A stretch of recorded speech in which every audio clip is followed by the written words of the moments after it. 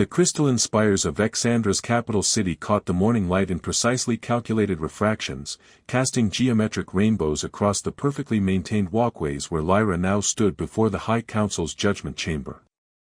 Her pointed ears drooped slightly as she waited for the proceedings to begin, the weight of her transgression settling around her like a shroud of mathematical certainty. Lyra Keth'moon, intoned High Counselor Vel'Taran, his ancient ears bearing ceremonial gold that had been crafted according to equations old when their star was young. You stand accused of unauthorized communication with alien entities, violation of planetary security protocols, and introduction of chaotic elements into our ordered society. How do you answer these charges? I answer that I sought knowledge, High Counselor, Lyra replied, her voice steady despite the trembling in her elongated fingers. Is the pursuit of understanding not the foundation of our civilization? Understanding achieved through proper channels and careful analysis, Counselor Miravel added, her expression carrying the disapproval of someone who had never questioned a regulation. Your actions have exposed our world to unknown risks for the sake of satisfying personal curiosity about a species whose chaotic nature could contaminate our ordered existence.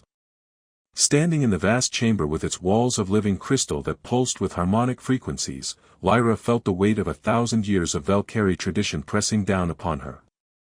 Yet somewhere in orbit around their sun, Captain Elena Rodriguez was waiting for a response to transmissions that had become the bright spot in Lyra's carefully structured days. High Counselor, she said, raising her voice to carry across the mathematically perfect acoustics of the chamber, I have learned more about the nature of life and consciousness in 3 days of human contact than in years of studying predetermined equations. Perhaps chaos is not contamination, perhaps it is evolution. The council chamber fell silent except for the harmonic resonance of the crystalline walls, a sound that had once comforted Lyra but now seemed to emphasize the sterile predictability of her world. Through the transparent dome overhead, she could see the stars where Elena's ship waited, carrying perspectives that challenged everything Valkyrie civilization claimed to understand about existence. High Counselor Vel'Taran was preparing to deliver judgment when the chamber's communication array activated with an emergency override signal. The holographic display materialized in the center of the room, showing the impossible sight of a human spacecraft requesting permission to land on Vex'andra's surface. High Council of Vex'andra, came Elena's voice, speaking careful Valkyrie with an accent that made several counselors' ears twitch with surprise. This is Captain Elena Rodriguez of the Terran vessel Wandering Star.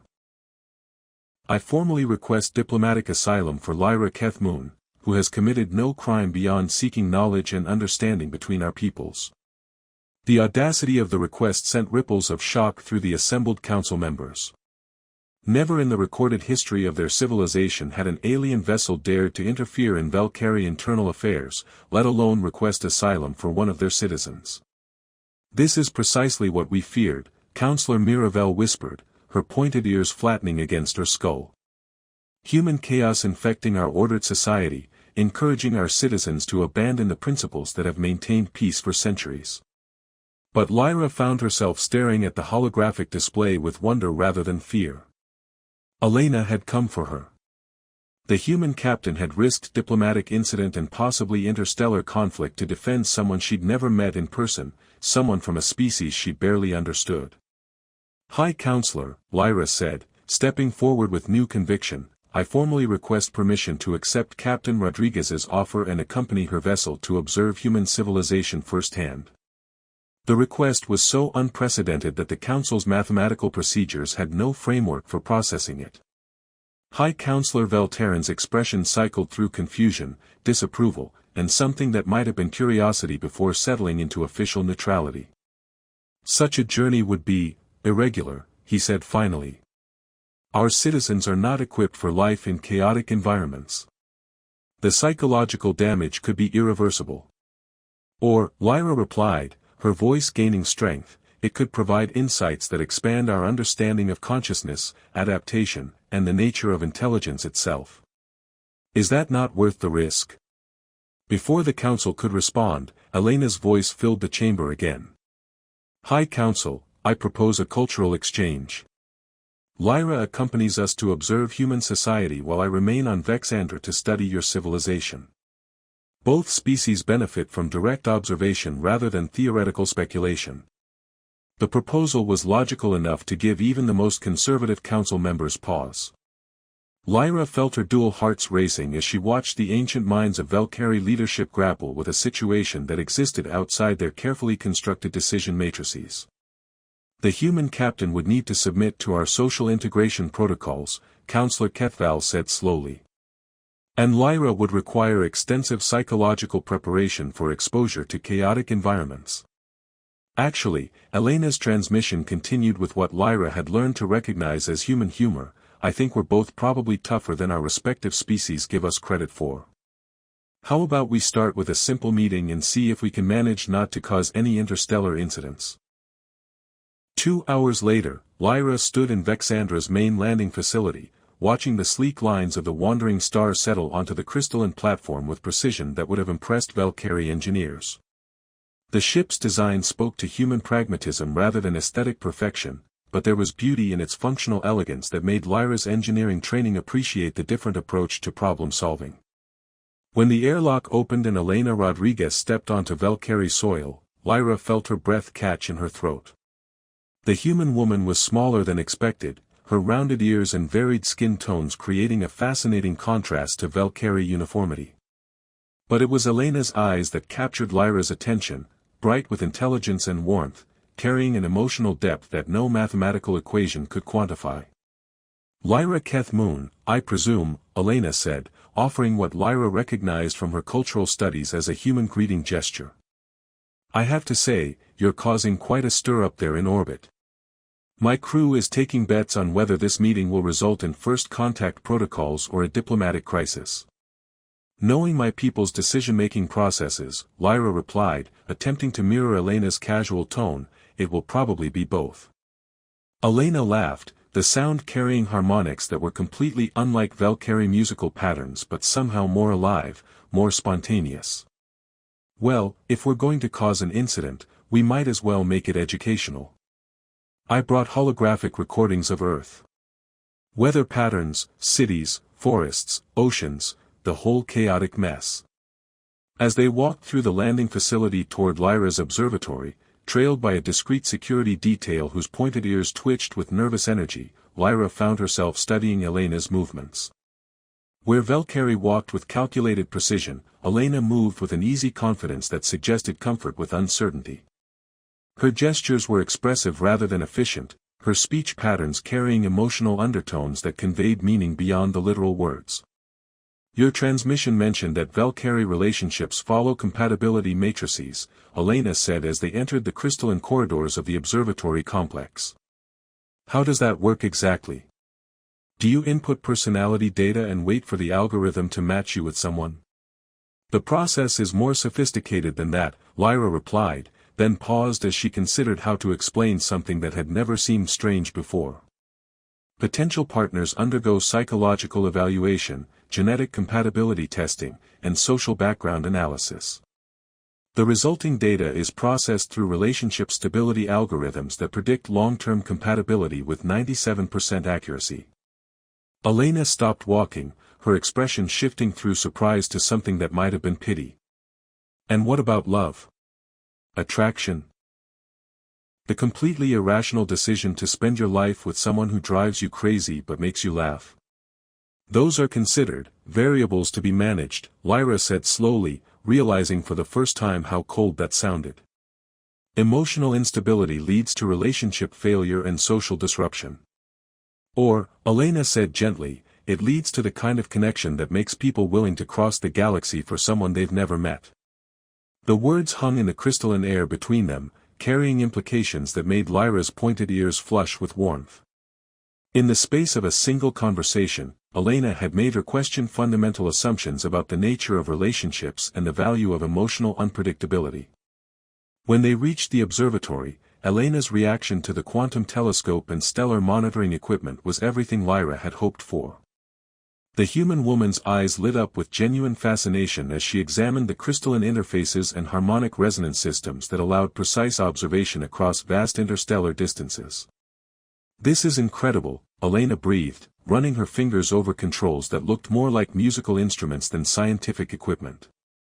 The resolution you must achieve with quantum entanglement focusing, you could probably count individual trees on Earth from here. I have, Lyra admitted. The temperate forests were particularly fascinating.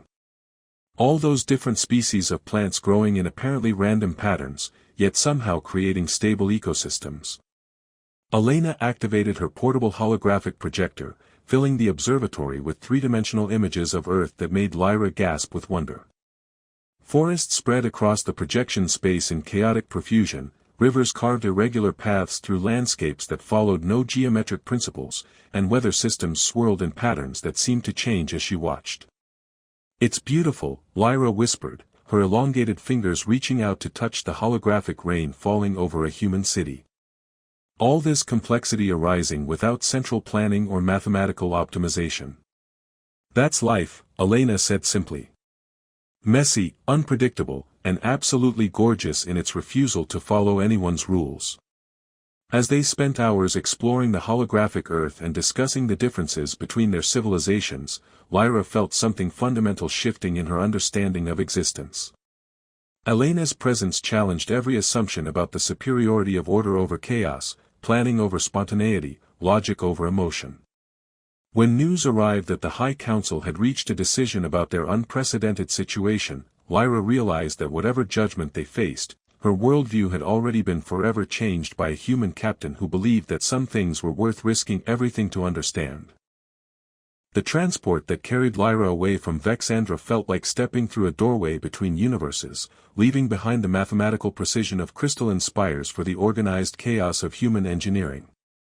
Elena's ship hummed with a different kind of harmony than Valkyrie technology, less perfect, perhaps, but somehow more alive, as if the machinery itself had learned to adapt rather than simply function. "First time off-world?" Elena asked, noting how Lyra's pointed ears twitched at every unfamiliar sound in the ship's corridors. "First time questioning whether off-world might actually mean into the real world," Lyra replied, her hands pressed against the viewport as Vex'andra's geometric cities shrank to glittering points in the distance. "The High Council granted me temporary cultural observation status, though I suspect they expect me to return disillusioned with human chaos." Elena laughed, the sound echoing through the ship's corridors with the easy warmth that had become Lyra's favorite human characteristic. "Well, we do our best to live up to our reputation for organized pandemonium. Fair warning though, Earth is probably going to be a sensory overload after Vex'andra's carefully controlled environment." The journey to Earth took 6 weeks in hyperspace, during which Lyra discovered that human space travel involved a level of improvisation that would have horrified Valkyrie engineers. Elena's crew treated mechanical difficulties as puzzles to solve rather than system failures to replace, and their solutions often involved creative applications of technology that exceeded manufacturer specifications. "You're using the environmental recycling system to boost signal strength for the navigation array," Lyra observed during one particularly inventive repair session, her engineering training recognizing the elegant incorrectness of the modification. "Sometimes the best solutions are the ones that shouldn't work," Elena replied, adjusting connections with the confidence of someone who'd learned to trust intuition over instruction manuals. "Your people would probably classify this as dangerous improvisation." "My people would be wrong," Lyra said, surprising herself with the certainty in her voice. "This is creative engineering. Using systems beyond their intended parameters to achieve new capabilities." As they traveled deeper into human space, Lyra found herself changing in ways that went beyond simple cultural observation. Elena's casual approach to hierarchy, her crew's tendency to debate decisions rather than simply follow orders, and the constant undercurrent of humor in even serious situations created an environment where Lyra felt free to express thoughts that would have been inappropriate on Vex'andra. When Earth finally appeared in the viewports, Lyra pressed her face against the transparent aluminum with wonder that made Elena's crew smile. The planet was everything the holographs had suggested and nothing like them at the same time, a world of impossible complexity where weather systems danced across continents in patterns that followed no mathematical formula. "Those storm clouds," Lyra whispered, watching spiral formations that shifted and changed as she observed them. "They're completely unpredictable, yet they create stable atmospheric conditions." That's Earth for you, Elena said, settling beside her at the viewport. Chaotic on the surface, but with underlying patterns that work better than any design system. The shuttle ride to Earth's surface was Lyra's first experience with atmospheric entry that involved turbulence, air traffic control delays, and Elena's running commentary about human bureaucracy. When they finally landed at the spaceport outside Geneva, Lyra stepped onto solid ground and immediately understood why humans had developed such emotional complexity. The air moved. Not the carefully regulated atmospheric circulation of Vex'andra, but actual wind-carrying sense of growing things, weather systems, and the accumulated complexity of a billion years of unplanned evolution. Lyra's first breath of natural air made her elongated ears quiver with sensory overload. Too much? Elena asked, noting Lyra's overwhelmed expression. Perfect, Lyra replied, taking another deep breath and feeling something in her chest expand with a joy she'd never experienced on her mathematically perfect homeworld. Their first week on Earth became a catalogue of discoveries that challenged every assumption Lyra had held about the nature of civilization. Elena took her to markets where vendors hawked goods with emotional appeals rather than logical specifications, to concerts where musicians improvised variations on established melodies, and to parks where humans gathered for no purpose beyond social enjoyment. This gathering serves no productive function, Lyra observed, watching families in a Geneva park sharing food while children played games with rules that seemed to change as she watched. That's kind of the point, Elena replied, settling on the grass with a casualness that would have horrified Valkyrie etiquette instructors. Sometimes the most important activities are the ones that don't have measurable outcomes. Lyra attempted to sit as Elena did, her formal Valkyrie posture gradually relaxing into something more comfortable as she watched human social dynamics unfold around them. Children created art with colored powders that would be washed away by the next rain. Adults engaged in conversations that wandered from topic to topic without agenda or conclusion. Teenagers gathered in groups that seemed to form and dissolve based on emotional currents rather than logical affiliation. They're all improvising, she realized suddenly. Every interaction is creative response rather than programmed behavior. Welcome to humanity, Elena said with a smile that made Lyra's dual heart skip in rhythm she couldn't control. We make it up as we go along, and somehow it works. But as the days passed, Lyra became aware that their cultural exchange was causing ripples beyond personal transformation. Messages from both Earth and Vex'andra carried growing tension as conservative factions on both worlds demanded an end to what they saw as dangerous contamination between species. The Valkyrie High Council is concerned about my extended absence, Lyra said one evening as they sat on Elena's apartment balcony, watching Geneva's lights twinkle in patterns that reminded her of stars but felt infinitely more alive. They fear I'm losing my cultural identity. And my superiors are worried that I'm getting too attached to maintain proper diplomatic objectivity, Elena replied, her voice carrying a sadness that made Lyra's pointed ears droop with sympathy. Apparently, friendship between species is considered a security risk. The bureaucratic pressure might have separated them, but Lyra had learned something from her weeks among humans that Valkyrie culture had never taught her. Some connections transcended regulation and logic, creating bonds strong enough to change the fundamental assumptions of entire civilizations. Elena, she said, reaching out to take the human woman's hand in a gesture of affection that would have required approval forms on Vex'andra, what if we refused to choose between our peoples? What if we demonstrated that understanding between species makes both civilizations stronger? Elena's fingers intertwined with Lyra's elongated ones, the physical contact carrying emotional resonance that no Valkyrie compatibility algorithm could have predicted. You mean like ambassadors? Representatives of the possibility that chaos and order can coexist? I mean like partners, Lyra said, the word carrying implications that made both their hearts race with the illogical, wonderful terror of love. Proving that the most important bridges are built not with technology, but with the courage to care across impossible differences. The response from both governments was immediate and predictable, demands for Lyra's return to Vex'andra and Elena's reassignment to assignments that would keep them separated by light years of bureaucratic caution. But their personal connection had already inspired something larger than diplomatic protocol could contain. Young Valkyrie who had followed Lyra's journey began questioning their world's isolation, while humans captivated by her story pushed for greater interstellar cooperation. What had begun as one woman's dream of understanding an alien world had become a movement that transcended the boundaries between species. 6 months later, Lyra stood once again in an observatory, but this time it was on Luna Station, where she and Elena worked together as the first joint human-Valkyrie diplomatic team. Through the dome's transparent walls, Earth hung in space like a promise fulfilled, while her instruments tracked messages from Vex'andra where young people were demanding their own opportunities for interstellar exchange. Any regrets? Elena asked, joining her at the observation station where they monitored communications between their worlds. Lyra considered the question seriously, thinking of the crystalline perfection she'd left behind and the chaotic beauty she'd discovered. Her elongated ears had learned to interpret the emotional subtleties of human speech, while her heart had learned to love with the passionate illogic that made humans capable of crossing galaxies for friendship. I regret that it took me so long to realize that dreams of distant worlds aren't escapism, she said finally. They're evolution.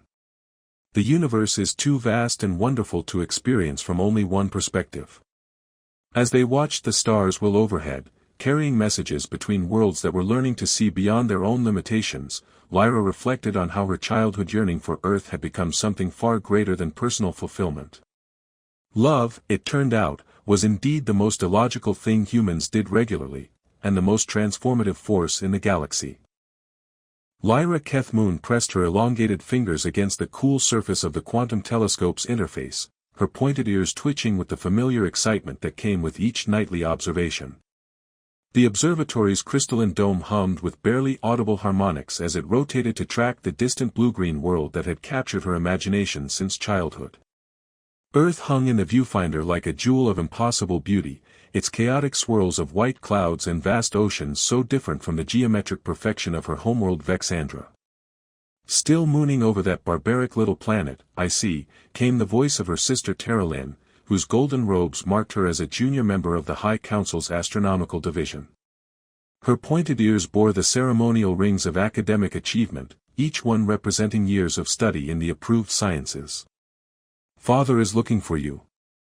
The evening contemplation begins in one rotation, and your absence would be noted. Lyra didn't turn from the telescope. Did you know that Earth has over 7,000 different languages? 7,000 ways of describing the same reality. Can you imagine the chaos of perspective that must create? Chaos being the operative word. Teralyn moved to stand beside her sister, her expression carrying the mixture of concern and exasperation that had become familiar over the years. The humans are a young species, barely past their primitive aggressive phase. Their planet is a mess of uncontrolled weather patterns, geological instability, and biological diversity run amok.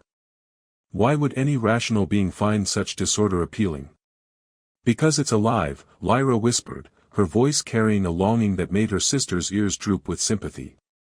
Look at our cities, Terra. Perfect crystal spires that grow according to mathematical formulas. Gardens where every plant follows predetermined patterns. Even our music is composed by algorithms designed to achieve optimal harmonic balance. When did perfection become so lifeless? Through the telescope, Lyra watched storm systems swirl across Earth's continental masses, the patterns chaotic yet somehow beautiful in their unpredictability. She'd spent years studying human transmissions, learning their languages, understanding their cultures. While her people celebrated the orderly progression of stars across the cosmos, humans created art from their emotional responses to beauty and loss. Where Valkyrie relationships followed carefully planned compatibility matrices, humans fell in love with the same chaotic passion that drove their weather systems. Lyra, you're frightening me, Teralyn said softly. This obsession with the human world isn't healthy. You've missed the last 3 council junior sessions, and advisor Keth'ral is beginning to ask questions about your commitment to our family's astronomical legacy. Our legacy is discovering truth among the stars, Lyra replied, finally turning to face her sister. What if the truth is that perfection isn't the highest achievement? What if chaos and unpredictability are actually signs of life, not flaws to be eliminated? Lynn's pointed ears flattened against her head, a sign of deep distress among their people. Those are dangerous thoughts, sister. The council maintains order precisely because chaos leads to suffering. Our ancestors learned that lesson when the Great Discord nearly destroyed our civilization. That was 8 centuries ago, Lyra said, returning to her observations. Maybe it's time we learned that avoiding all risk means avoiding all growth. The sisters stood in silence as Vex'andra's twin moons cast their precise geometric shadows across the observatory floor. Through the quantum telescope, Lyra could see the lights of human cities twinkling on Earth's night side, each one representing millions of lives lived in beautiful, chaotic spontaneity. Somewhere down there, humans were falling in love, creating art, arguing about philosophy, and dreaming dreams that no algorithm could predict. A soft chime from the observatory's communication array interrupted her reverie. Lyra's ears perked up as she recognized the signal pattern, an incoming transmission from deep space, originating from the direction of the Sol system. Her hands flew over the interface controls, her training in xenolinguistics and astrocommunications finally finding practical application. Lyra, you can't be serious, Lynn whispered as she realized what her sister was doing. Unauthorized contact with alien vessels is strictly forbidden. If the council discovers. Then don't tell them, Lyra said, her voice steady despite the racing of her dual hearts. The transmission resolved into readable data, and her breath caught in her throat. A human exploration vessel was approaching their star system, the first such contact in over a century. The ship's identification beacon read Wandering Star, registered to the Terran Exploration Initiative. According to the navigation data, they were on a routine survey mission, unaware that Vex'andra was inhabited. Standard protocol dictated that she report the vessel's presence to the High Council, who would then decide whether to make contact or allow the humans to pass undetected. Instead, Lyra began composing a message. To the human vessel Wandering Star, she transmitted, her elongated fingers trembling slightly as she typed. This is Lyra Keth'moon of Vex'andra. Welcome to our star system. I have studied your world for many years and would be honored to speak with representatives of Earth. Please respond if you are willing to engage in peaceful communication.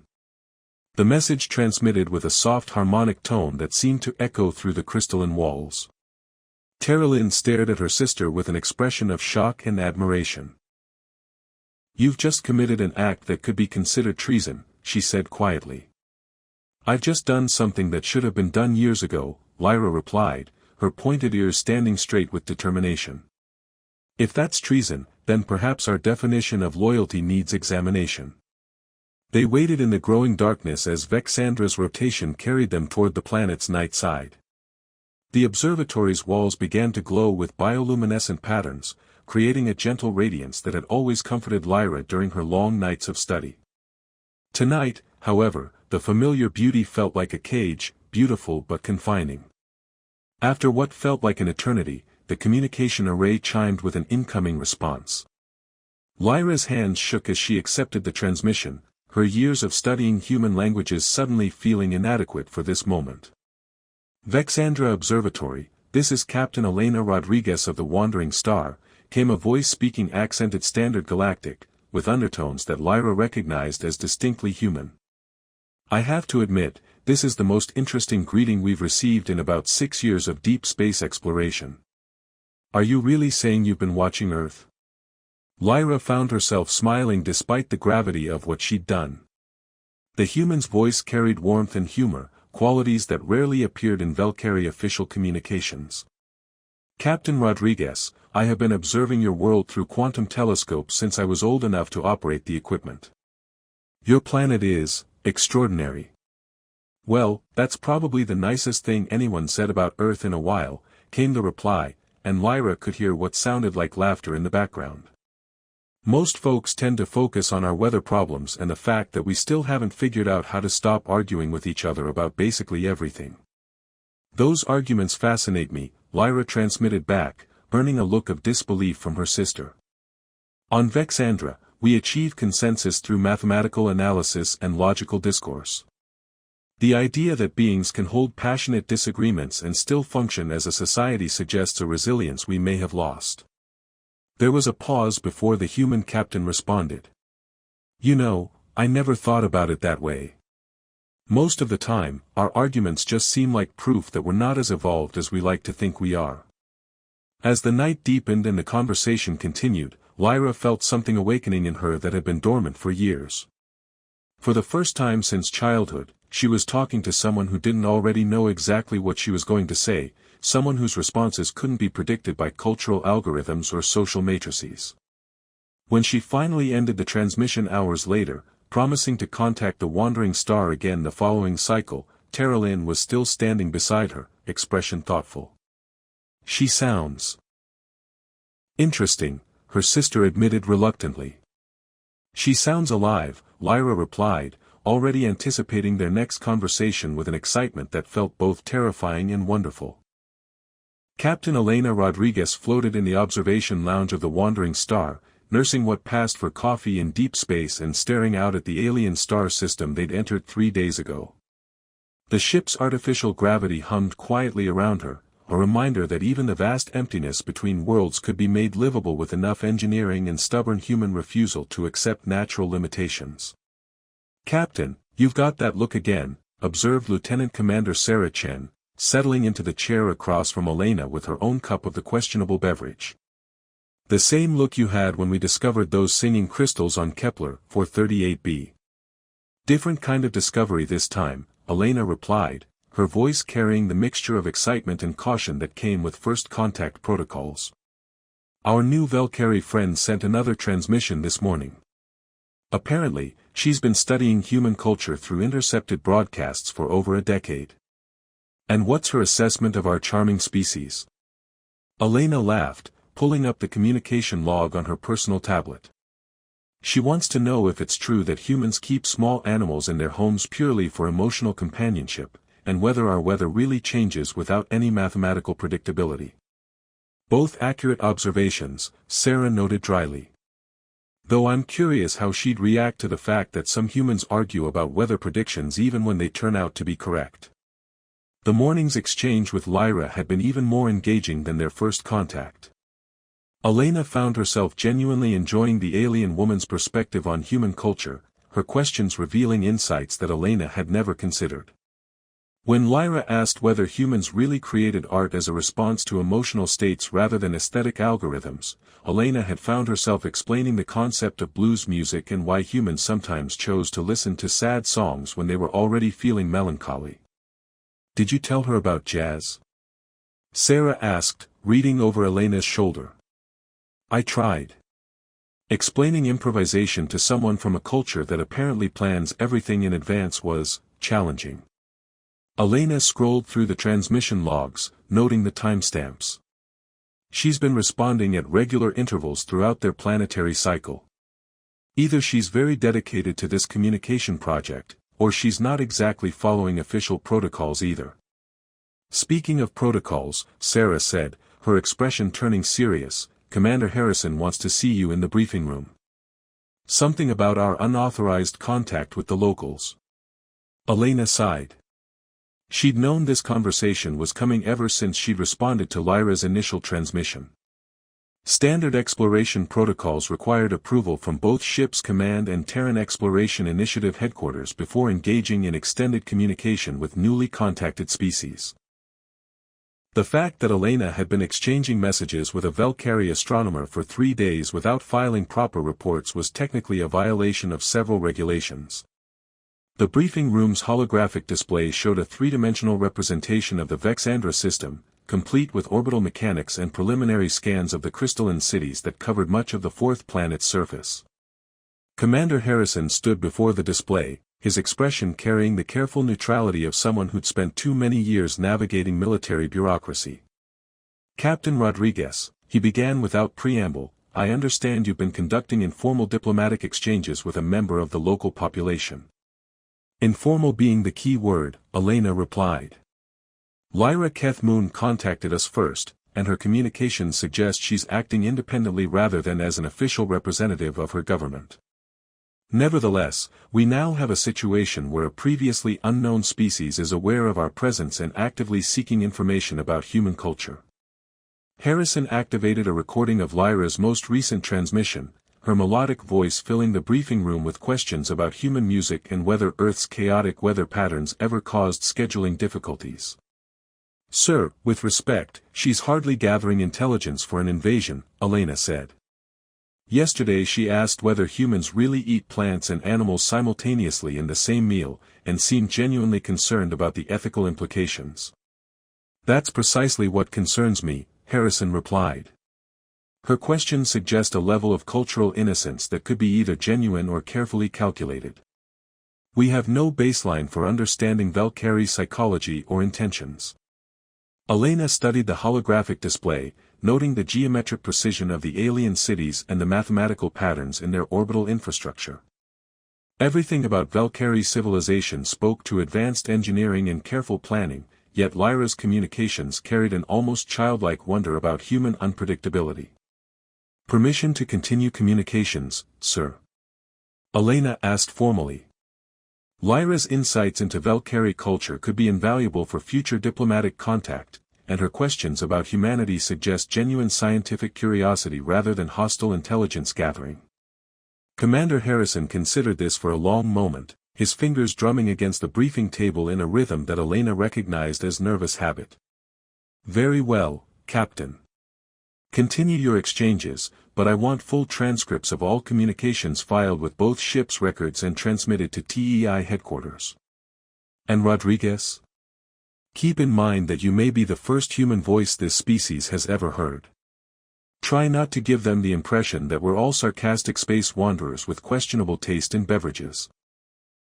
"I'll do my best to represent humanity's finest qualities, sir," Elena replied with a slight smile. "Though I may have already mentioned our tendency to argue about everything." 2 hours later, Elena was back in the observation lounge, composing her response to Lyra's latest batch of questions. The Valkyrie woman's curiosity seemed endless, ranging from technical queries about human spaceflight capabilities to deeply personal questions about how humans chose life partners without mathematical compatibility analyses. "Lyra Keth'moon of Vex'andra," Elena began, speaking into the communication recorder, "regarding your question about human pair bonding, yes, humans do tend to choose romantic partners based on emotional compatibility rather than mathematical algorithms. This occasionally leads to relationships that statistical analysis would predict as doomed, but which somehow work anyway. We call this love, and it's probably the most illogical thing our species does on a regular basis." She paused, considering how to explain the concept of romantic love to someone from a culture that appeared to approach relationships with the same systematic precision they apply to architecture. "As for your question about whether humans really gather in large groups to watch other humans chase a spherical object around a marked field," she continued, "yes, we do, and we get emotionally invested in the outcome despite having no control over the results. It's called sports, and it's probably the second most illogical thing we do regularly." The transmission sent with the usual quantum burst pattern that would reach Vex'andra in approximately 6 hours. Elena settled back in her chair, watching the alien star system's primary sun casting strange shadows through the lounge's viewports. Somewhere on that crystalline world, Lyra was probably sitting in her observatory, preparing her own list of questions about human behavior that no university course had prepared Elena to answer. Her communicator chimed with an incoming message from the ship's cultural specialist, Dr. James Wright, who'd been analyzing the linguistic patterns in Lyra's transmissions. "Captain, I've been reviewing the Valkyrie communication logs," came Wright's recorded voice. "The speech patterns suggest significant emotional investment in these exchanges. Either this Lyra individual is an exceptionally talented actor, or she's genuinely fascinated by human culture to a degree that may be causing complications in her own society." Elena considered this as she watched Vex'andra's geometric cities glinting in the distance. The possibility that her new alien friend might be risking her standing in her own civilization for these conversations added a weight to their exchanges that Elena hadn't fully considered. Her musings were interrupted by an urgent chime from the communication array. A new transmission from Vex'andra, arriving hours earlier than Lyra's usual response time. Elena accepted the message with growing concern. "Captain Rodriguez," came Lyra's voice, but the usual musical quality was strained, almost urgent. "I must inform you that my communications with your vessel have been discovered by our High Council. I am currently facing investigation for unauthorized contact with alien species. This may be my final transmission for some time." The message continued with technical details about Valkyrie governmental structure and the potential consequences Lyra faced, but Elena found herself focusing on the underlying emotion in the alien woman's voice. Despite her people's apparent devotion to logical analysis, Lyra sounded afraid, not for her safety, but for the loss of something precious she'd only just discovered. Elena was already composing her response before she fully realized what she was deciding. Some choices transcended regulation and protocol, especially when they involved reaching across the void to help someone who'd risked everything for the chance at understanding.